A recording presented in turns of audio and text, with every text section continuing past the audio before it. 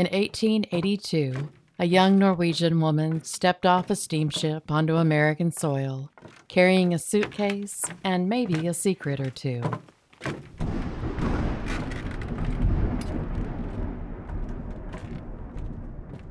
She left behind the farmland of Selbu, Norway, and was determined to build a new life for herself. She even gave herself a new name in honor of that new life. She settled first in Chicago, a city that promised industry and anonymity, a place where even women could reinvent themselves. And that's just what she did. She married, she ran a business, she collected life insurance. And when fires or accidents or sudden illnesses struck those closest to her, she never seemed too surprised. But it was in LaPorte, Indiana, that our murderess of today's story truly came into her own. On a quiet stretch of farmland, behind the white-clappered house and the chicken coops, she built something much darker than a home. Suitors came to visit her, one by one. Men who answered her ads hoping for love, or at least a fresh start with a robust Midwestern widow.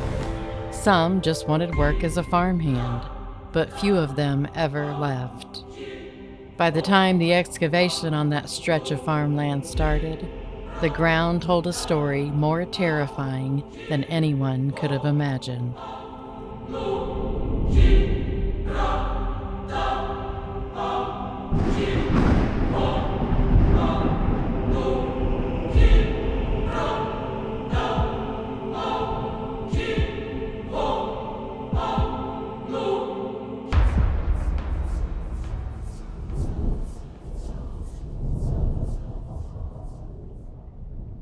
This video contains descriptions of disturbing scenarios that some viewers may find distressing. Viewer discretion is advised.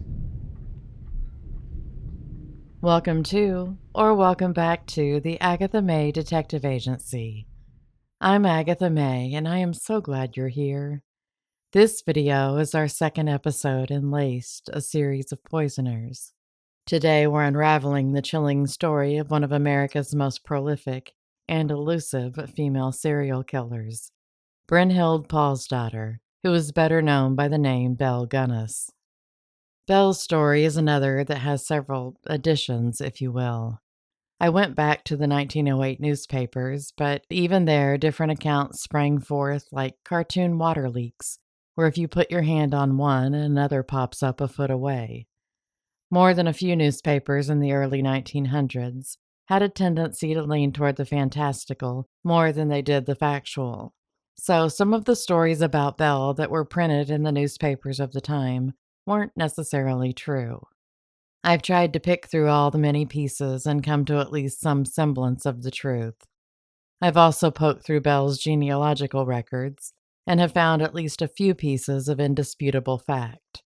So this rendition of Belle's story will be the best truth I could find. As a little side story about Brynhild's surname. In Norway, when she was born, patronymic names were still common. Now, patronymic is a fancy term for a name derived from the name of the father with a prefix or a suffix added. So in Norway, the child would use the father's first name with either son or sen as the suffix for the sons and datter for the daughters. So Brynhild's father's name was Paul Peterson, being the son of Peter, and this gave Brynhild the surname Paulsdottir, and her brother's surname was Paulsson. Storseth is sometimes given as Brynhild's surname, but I think maybe that was the name of the owner of the land where her family lived. Place names were sometimes temporarily added to someone's name to show which Brynhild Paulsdottir they were. I really don't know if that's 100% accurate or not, but I tried figuring it out and it's really beyond me. I just know that on the census records from Norway, Brynhild was only ever known with the surname Paulsdottir. Now, on with our story. Brynhild Paulsdottir was born on November 11, 1859 in Selbu, Norway. Her family was farmers, they worked rented land, so Brynhild's childhood was one of hard labor and what seemed like endless chores. Her father also worked as a stonemason when he wasn't behind a plow, doing what he could to supplement the family's income. but their life was still one of difficulties. But Brynhild was determined she wouldn't live in poverty her entire life. Her sister would later say that Brynhild would go to any extreme to get money. There's a story that when Brynhild was 17, she thought she'd found her way out of that poverty, a liaison with the son of a wealthy landowner. There's no surviving record of his name, just whispers and conjecture. What is known, or at least believed, is that Brynhild became pregnant. But the man, blue-blooded and cruel, had no intentions of sullying his family name with a poor farm girl. One night, he beat her so savagely that she lost the baby. It was her sister Olena, already living in America by then, married and now going by the name Nellie, who offered Brynhild an escape. Nellie's husband bought Brynhild a ticket to the United States, and when Brynhild was 22, she stepped foot on U.S. soil, ready to make her fortune. The woman who had been Brynhild Paulsdottir had arrived in the New World as Bella Peterson. And Bella not only learned how to thrive, she learned how to make a killing on insurance claims. As a little glitch in our well-flowing story, back in Norway in 1875 when Belle was 16, she was visiting her older brother, and it just happened to be when the census was being taken. Now maybe the census taker got it wrong, but Belle was listed as married. If so, who had she married and what did she do with him? The story that goes with the rich landowner's son tells that the son died mysteriously of a stomach virus. So, was this actually Belle's first husband and her first murder? Also, this is the one census that has the word Storseth attached to Belle, but it's listed as her usual place of residence, Storseth Selbu. So, if Belle's family lived on the Storseth farm, who's to say it wasn't that landowner's son who had the tryst with Belle? And while there might be confusion about her actual name, like our previous poisoner, Nanny Doss, Belle learned a few nicknames of her own that weren't exactly flattering, but were very clear in their meaning. The female Bluebeard, Hell's Belle, the Indiana Ogress, the Mistress of Murder Farm. Fun nicknames. Belle seems to have used the names Bella and Belle at will, but since she's more well known as Belle, we'll go with that. Whatever happened on the farm in Salbu, Belle let the wind carry it away as she stood on the deck of the ship that carried her to Castle Garden in New York City. Belle's sister Nellie had settled in Chicago, land of the White Stockings as the White Sox were known then, and a place with grand buildings and even grander dreams. Can we stop a minute and have a giggle at how the White Stockings sounds like the poshest, softest name ever for a baseball team? There's no crying in baseball unless you pitch for the White Stockings. Belle joined her sister in Chicago and started work as a domestic servant. There are some accounts that hold that Belle worked for a butcher, but I think that might be a made-up bit just to make her story more sensational, as if it needed more sensationalism. Now, a domestic servant might not seem to be the quickest way to any kind of fortune, but give the woman some time. She was still getting used to electric lights and trying not to get run down by a streetcar. But Belle adapted quickly. It wasn't long before she ditched her headscarf and floofed her hair into the latest style and topped it with wide-brimmed hats that were covered with flowers and feathers and maybe even a fruit or two when she was feeling especially saucy. It wasn't long before Belle, or maybe it was one of her hats, caught the eye of the man who would be her first husband. No one knows exactly how they met, but on a chilly March day in 1884, Belle married Mads Ditlev Anton Sorensen, a fellow Norwegian immigrant with a steady job whose health was robust enough to guarantee a hefty life insurance policy. Early in their marriage, Belle decided that she could make her fortune as a confectioner, otherwise known as a candy maker.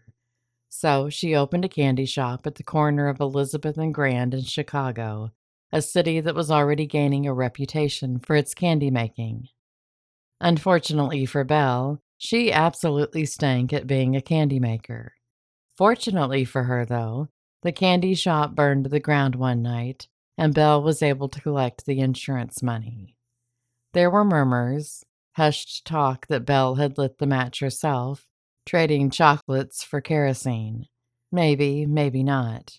It might be too early in this story to outright blame Belle for what could have been an accident.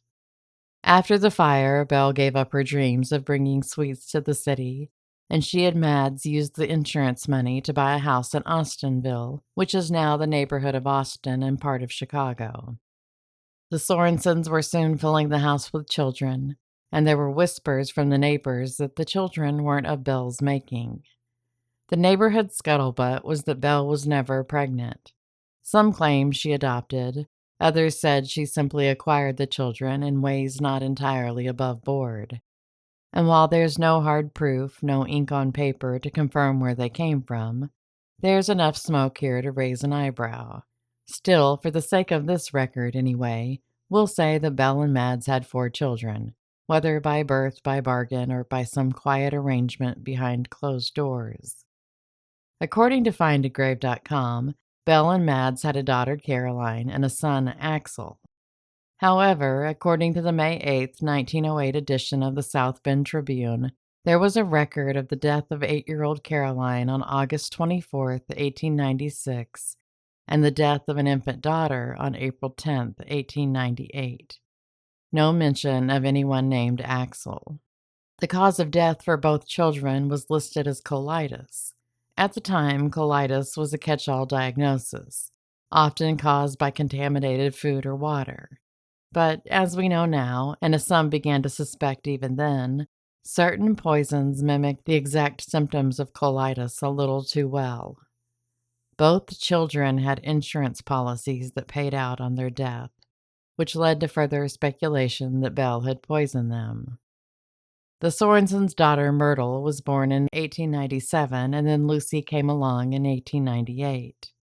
And somewhere in the middle of this growing, grieving household, Belle took in a foster child, a girl named Jenny Olson. There's no documentation explaining why Belle fostered Jenny, no court filings or family records that I could find. But according to findagrave.com, Jenny is listed as the daughter of Peter Gunness, but her biological father was either Olaf or Anton Olson.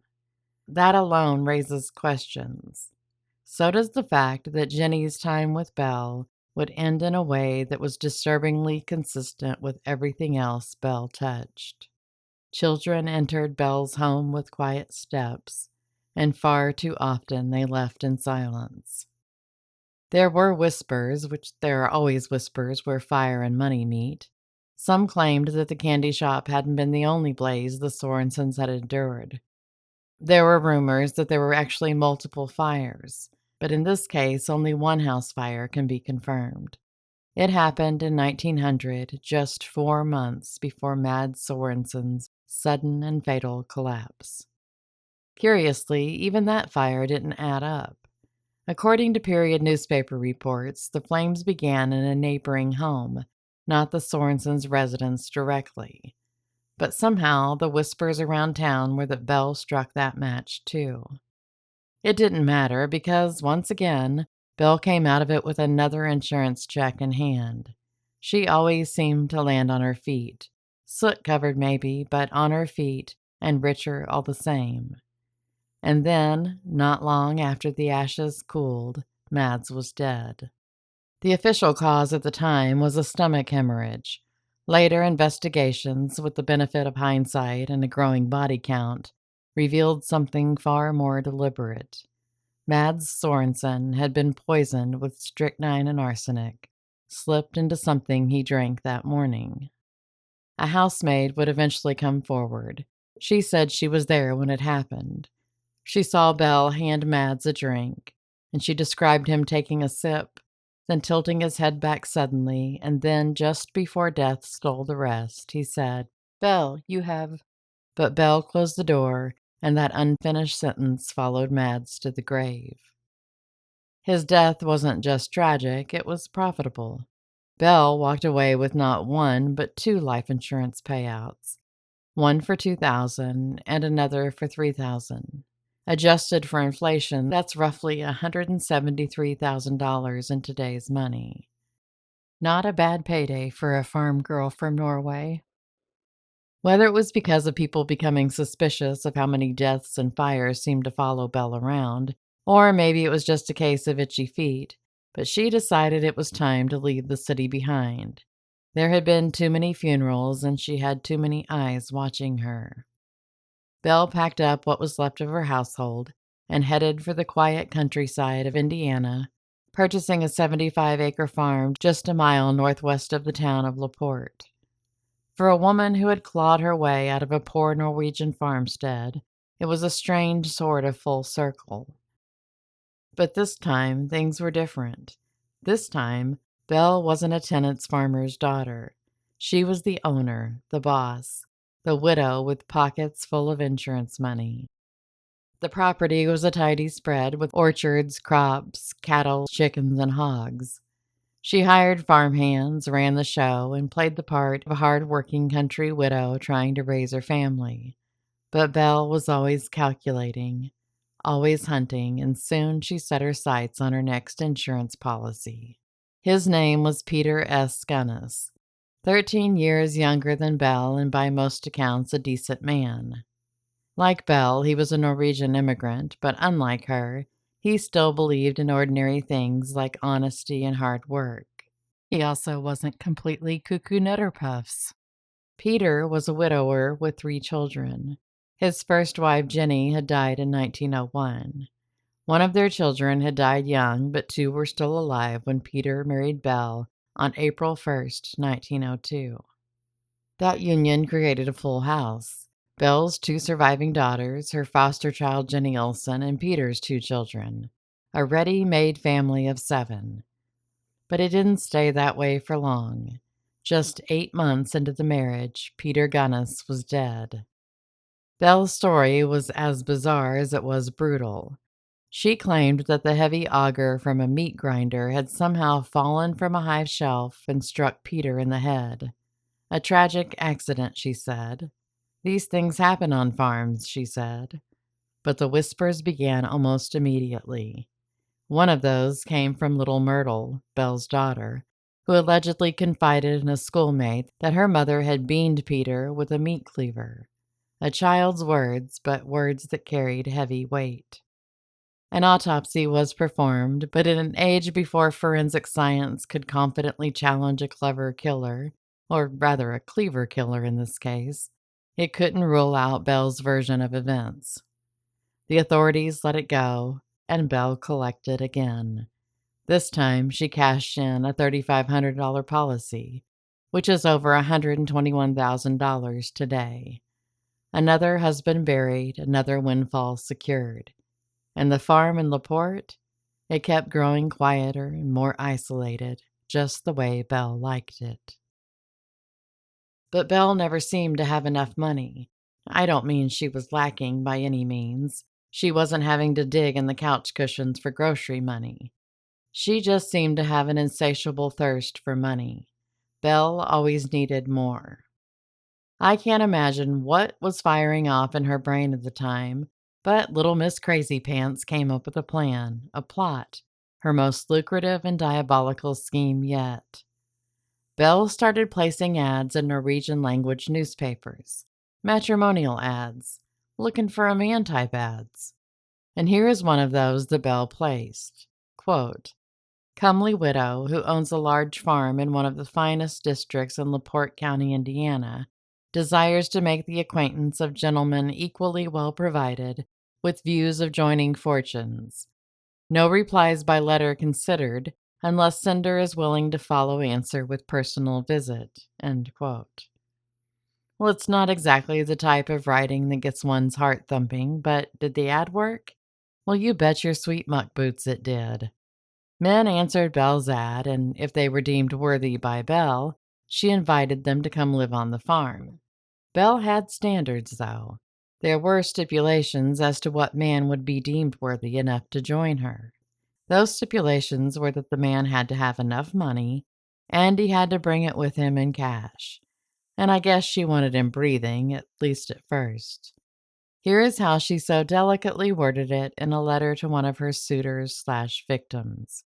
Quote, when you have turned your property and stock there into ready cash, do not put the money in a bank. I know a great Chicago banker very well, and he has always advised me never to put my money in banks. They won't do to trust. I frequently carry $5,000 around with me, sewed up in the lining of my waist.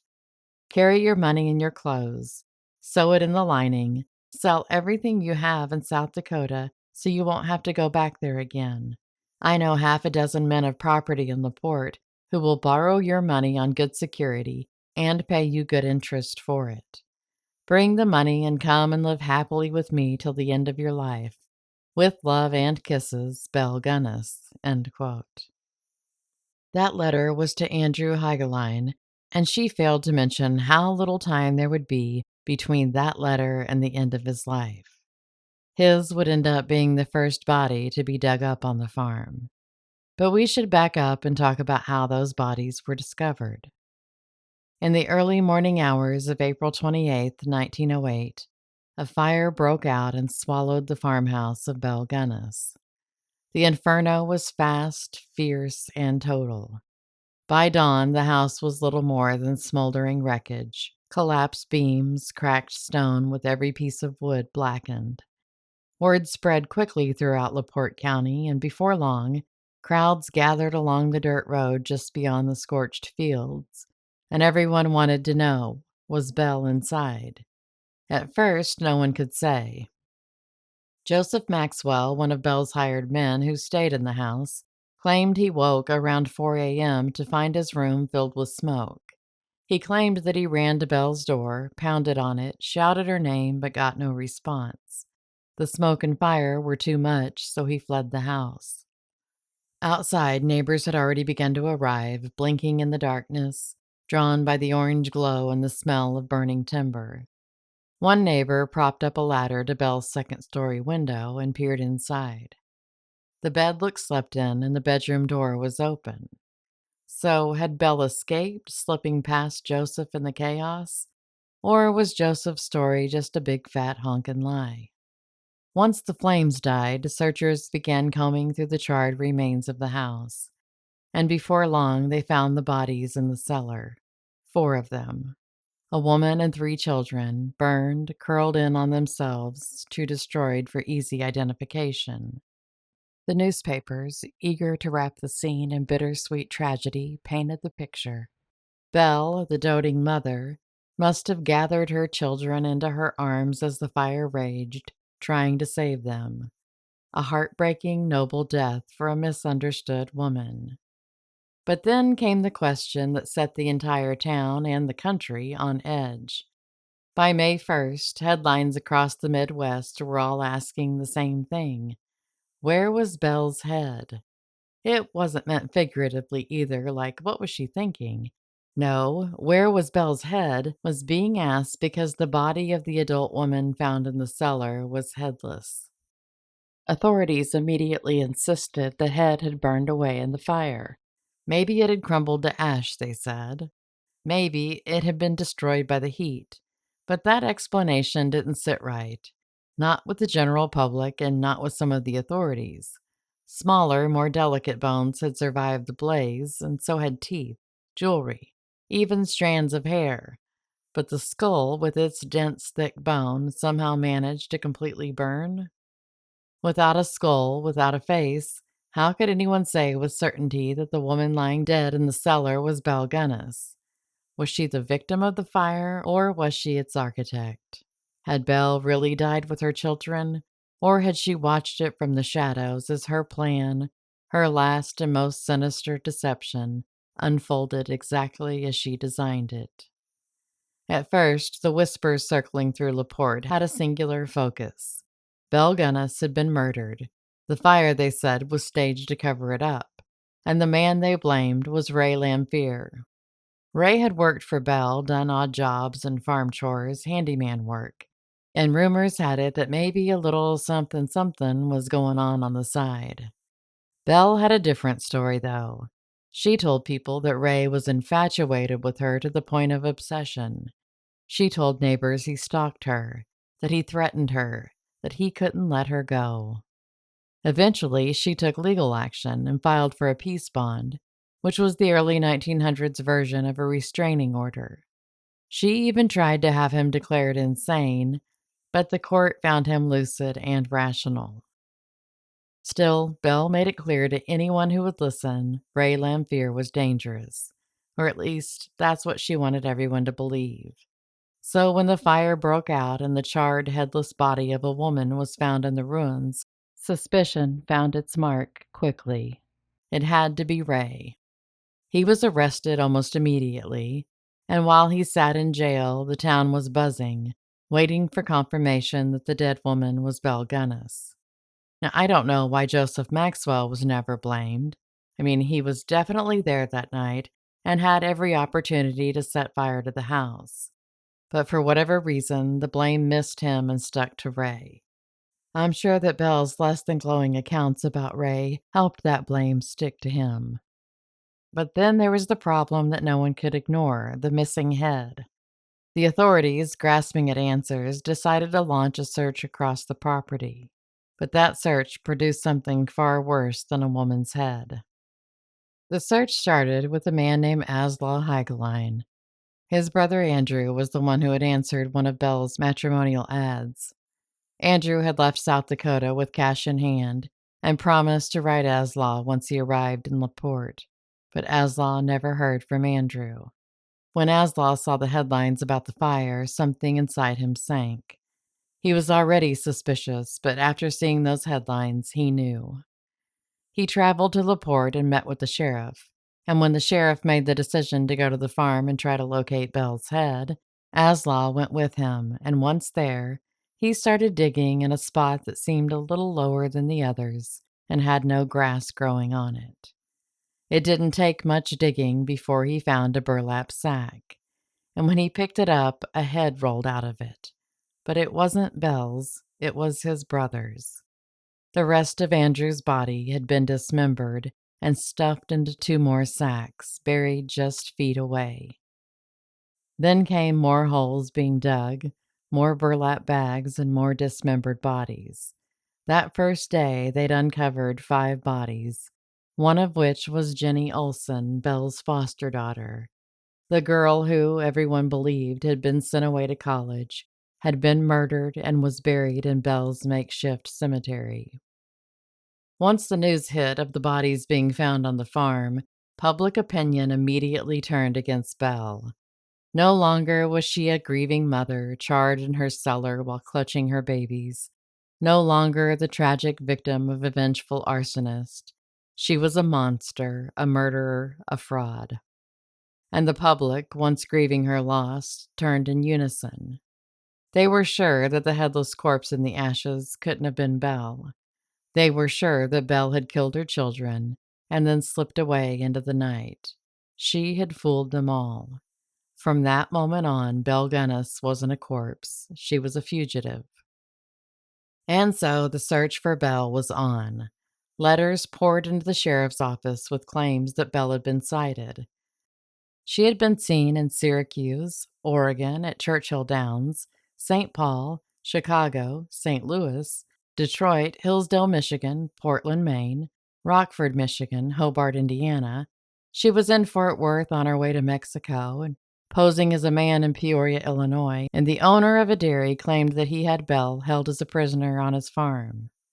Even the ghost of Belle came through to a medium and said that her body was in Pine Lake, which was close to the farm. Belle's ghost also claimed the head of the woman found in the cellar was in the lake with her. Oddly, Belle's ghost couldn't give the name of the woman whose head was supposed to be bobbing around the lake with her, though. As the truth began to seep out of the smoldering ruins on Belle Gunness's farm, a chorus of voices rose up. Neighbors, former workers, townsfolk who had once smiled politely but kept their distance. Suddenly, everyone had a story, and none of them were good. Former farmhands recalled the steady stream of men who answered Belle's matrimonial ads. Middle-aged bachelors with soft eyes and thick wallets. They arrived full of hope, bringing with them steamer trunks packed with their belongings, and then they were never seen again. Belle had explained away their disappearances as them simply returning from whence they came. She never did explain why their trunks stayed behind, though. There were also stories of strange lights on the farm, lanterns bobbing across the fields long after midnight, flickering through the trees, dipping near the hog pen, moving around the root cellar. Former farmhands told of a room inside Belle's farmhouse that was double locked from the outside, with thick bars bolted to the windows. No one was allowed in. And the cellar was also strictly off limits. The day before the fire, little Myrtle and her brother Peter went to school and told their teacher that they had been spanked. Their offense was that their mother caught them trying to sneak into the cellar before breakfast. What were they trying to see, and what did Belle keep hidden beneath the farmhouse floor? Then Belle's attorney spoke up with his own story, and it was one of the most interesting and probably one of the more accurate. Belle went to see him the day before the fire to have him draw up a will. She made sure she told him of her fear of Frey Lamphere and that she had a feeling she was going to die soon. The will read, quote, I, Belle Gunness of LaPorte County, Indiana, being of sound mind and memory, and realizing the uncertainty of this life, do make, publish, and declare this as, and for my last will and testament. Item 1. I direct that my executor shall pay all of my just debts, expenses of my last sickness, and funeral expenses out of the first money coming into his hands. Item 2. I hereby give, devise, and bequeath to my 3 children, Myrtle Adolphine Sorensen, Lucy Bergliot Sorensen, and Philip Alex Gunness, all my property, both real and personal, wheresoever situated, share and share alike, provided that, however, in case of the death of any of said children without issues before my death, the survivor or survivors shall inherit the whole of said property, and provided also that in the case of the death of all 3 of said children without issue, that the whole of my property shall go to the Norwegian Children's Home, Chicago. Item 3. It is my wish that I be buried in the Forest Home Cemetery, Oak Park, Illinois. I hereby nominate and appoint Wesley Fogel, executor of this, my last will and testament, dated at LaPorte, Indiana, this 27th day of February, 1908. End quote.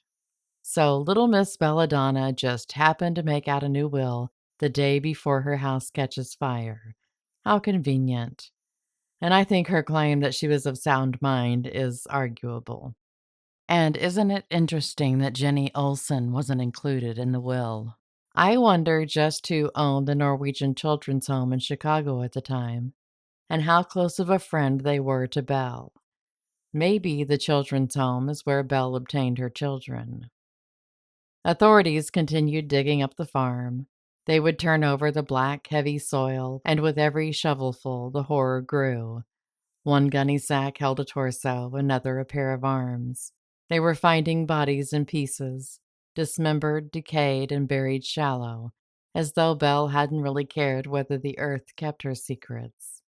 Now you might think this grisly scene would have repulsed the good citizens of LaPorte, that people would shudder, turn away, mourn, but oh no, those little weirdos turned this into entertainment. Excursion trains started pulling into town packed full of gawkers. Thousands of people descended on Belle's farm, eager to see the show. They stood in crowds around the dig site, eyes fixed on the shovels like they were watching a magician pull a rabbit from a hat. Every time a bone was raised from the muck, they cheered. They brought their children and their picnic baskets. Vendors popped up along the roadside, selling lemonade, hot lunches, popcorn, and even souvenir postcards featuring the Gunness farm, the remnants of the house fire, and the gunny sacks with their gruesome contents. Local photographers raked in the money by selling morbid keepsakes. It was a sideshow, a crime scene turned into a county fair. And before we get too self righteous about the past, let's not forget that today we may not drag our kids to a murder scene in person, but we will absolutely curl up with a glass of wine and binge watch a docuseries about it. So we're still having a picnic while the bodies are being dug up. We've just moved the show to the comfort of our own living rooms.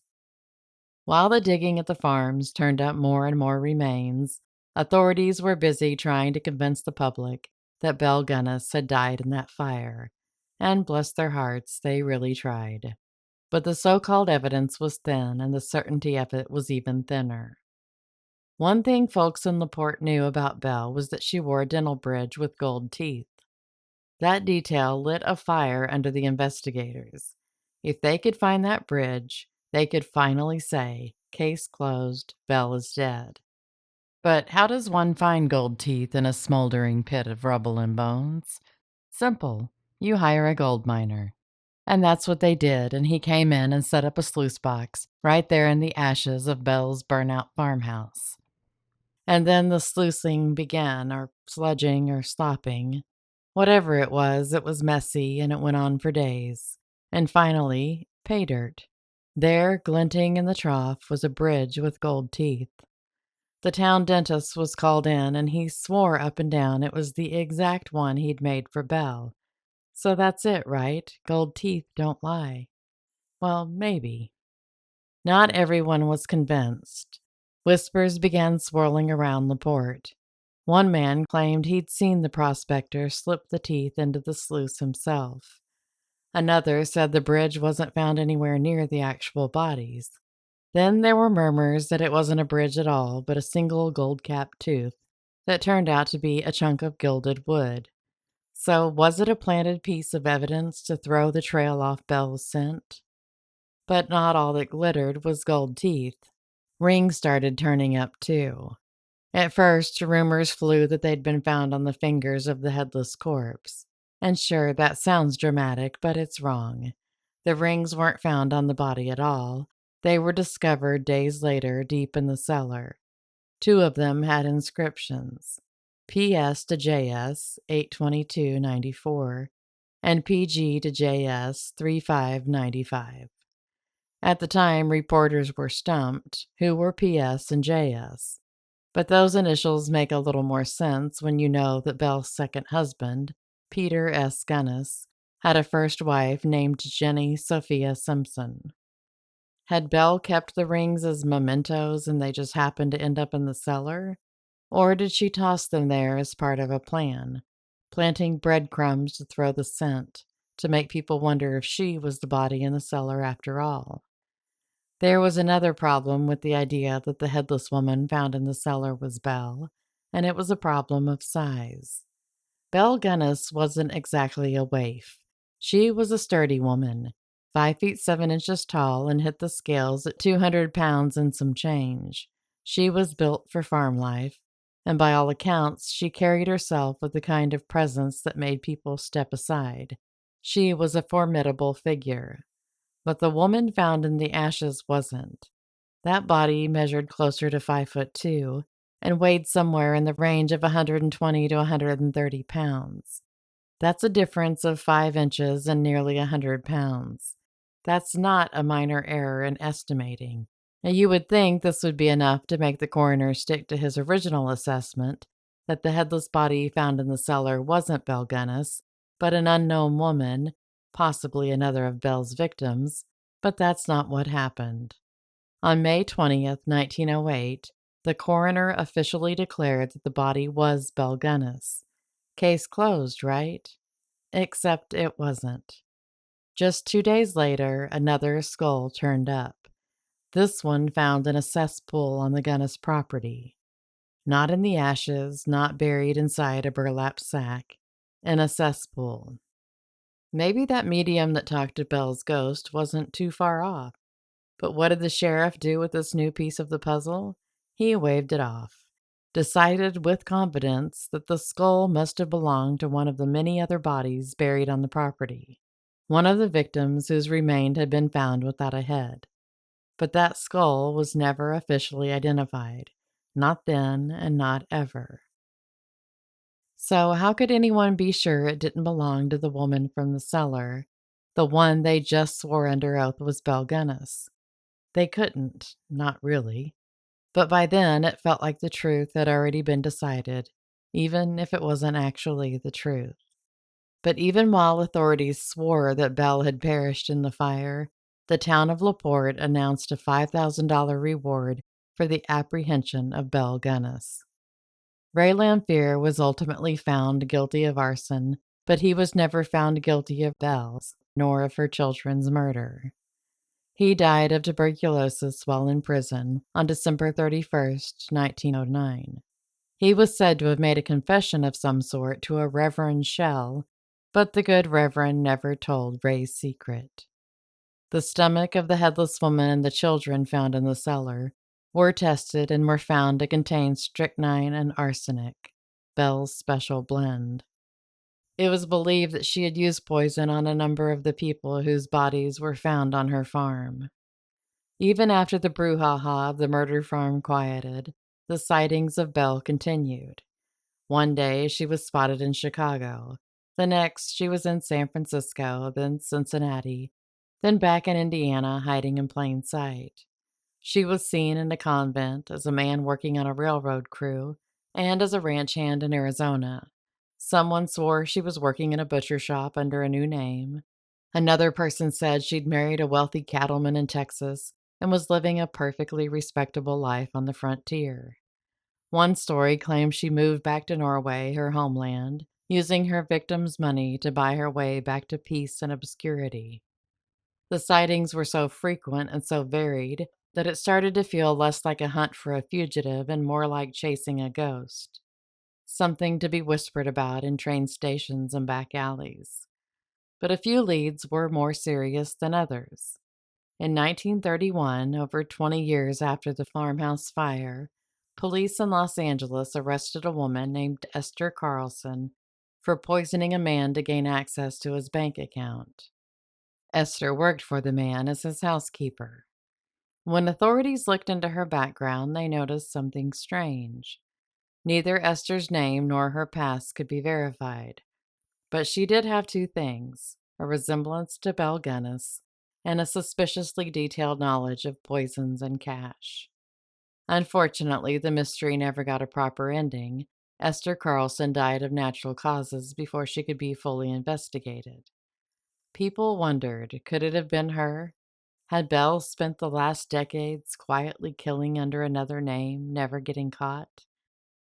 The police in Los Angeles doubted that Belle and Esther were the same person, but some folks from Indiana were convinced it was Belle. Those who knew her swore it was her. It's yet another mystery added to the long string of mysteries that Belle left trailing behind her. Still, some believed Belle died in the fire after all.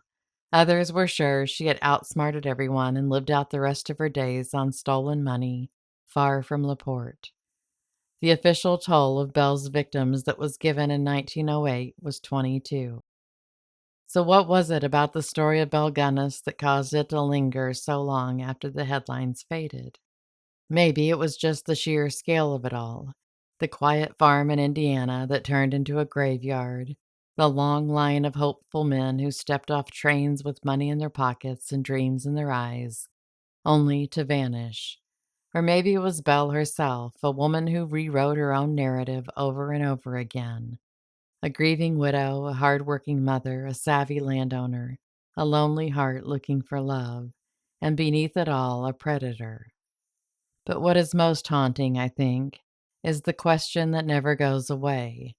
Did Belle die in the fire, or did she pull off one of the greatest disappearing acts in American criminal history? We want our monsters to be caught. We want to see them face punishment, see the scales balanced. We need justice. But Belle Gunness might have walked away. She might have sat on a porch somewhere under a different name, watching the sun go down over a different set of fields, never once facing the consequences of what she did. And there's a chill in that, in knowing that some stories never get closure, that some ghosts never get laid to rest. So if you ever find yourself in LaPorte County, walking through the fields where her farm once stood, and you feel something watching, maybe don't look too hard. Thank you so much for watching and spending time with me today.